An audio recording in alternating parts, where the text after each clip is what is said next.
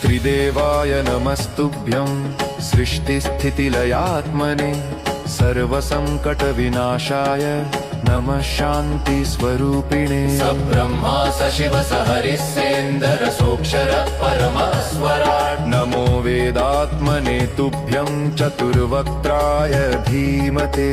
आदिकारणरूपाय ब्रह्मणे नमो नमः।